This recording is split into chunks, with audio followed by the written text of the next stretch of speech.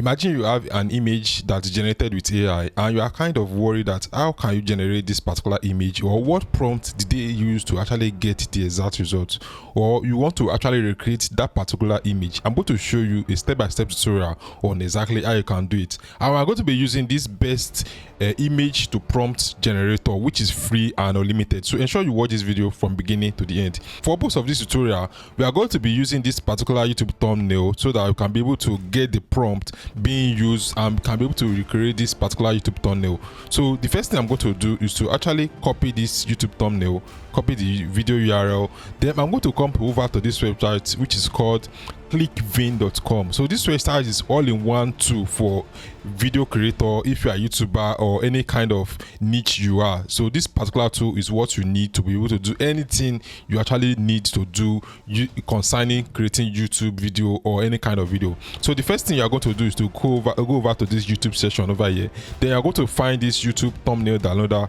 So click on it, then paste the video URL you actually get from YouTube. So I'm going to click on fetch the image. As you can see, we are going to download the highest quality of the YouTube thumbnail, which is 2K resolution. So I'm going to download the thumbnail or image over here. So as you can see, that's the first thing we are going to do. We are actually getting the image. We want to get the prompts that they use to create the image. So the next thing we are going to do over here is to come over to this prompt library. So as you can see, we are going to use the image to prompt so that we can be able to generate the exact prompts being used to generate this image. So I'm going to click on this image to prompt to be able to show you exactly how you can do that. So as you can see, we are going to upload that image we downloaded, which is the YouTube thumbnail. We are going to click on it, then actually find it over here. I'm actually in my download file. So as you can see, this is the resolution, which is the max resolution. Then open.